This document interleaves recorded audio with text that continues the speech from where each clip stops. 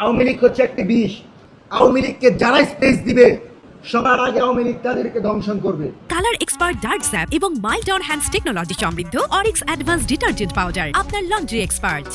বাংলাদেশ জাতীয়তাবাদী দলকে অর্ধেক ধ্বংস করে দিয়েছে।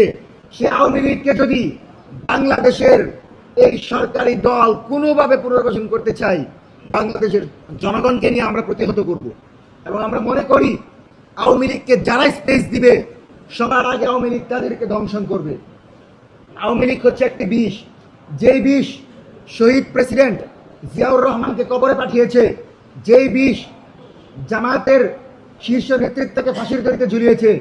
সুতরাং তারেক রহমান যদি আবার আওয়ামী লীগকে ডেমোক্রেটিক কোন রাজনীতির কথা বলে বাংলাদেশে নরমালাইজ করতে চায়, তাহলে আওয়ামী লীগ কিন্তু সবার আগে তারেক রহমানকে ধরবে। হাসিনা কিন্তু বলেছিল তারেক রহমানের বিরুদ্ধে, খালেদা জিয়ার বিরুদ্ধে বলেছিল ডিরেক্টরকে ছাড় দেওয়া হবে না। এখন যদি বিএনপির কোন নেতা আওয়ামী লীগকে পুনর্বাসনের চেষ্টা করে, আমরা মনে করবো আওয়ামী লীগের টাকা খেয়ে আওয়ামী লীগের এজেন্ডা বাস্তবায়নের লক্ষ্যে তারা কাজ করছে। এবং দক্ষিণ এশিয়ার সর্ববৃহৎ সন্ত্রাসী সংগঠন আওয়ামী লীগের পৃষ্ঠপোষক হিসেবে আমরা তাদেরকে ধরে নিব। এবং যারাই সহযোগিতা করবে, আপনি অবাক হবেন, বিরোধী দল জামাত, আমরা দেখলাম নারায়ণগঞ্জ 4 আসনে জামাতের প্রোগ্রামে আওয়ামী লীগের নেতা কর্মীদেরকে বসানো হলো।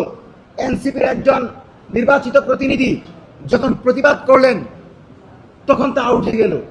তার মানে বিরোধী দলের একটা অংশ প্রো ইন্ডিয়ান হওয়ার চেষ্টা করছে, একটা অংশ আওয়ামী লীগকে সমর্থন দেওয়ার চেষ্টা করছে। আমরা স্পষ্ট বলছি, জামাত বিএনপি বুঝি না। বাংলাদেশের প্রশ্নে, স্বাধীনতা সার্বভৌমত্বের প্রশ্নে, আমরা বাংলাদেশকে রক্ষার প্রশ্নে আওয়ামী লীগকে কোনোভাবেই বাংলাদেশে তার এই নামে রাজনীতি করতে দিব না।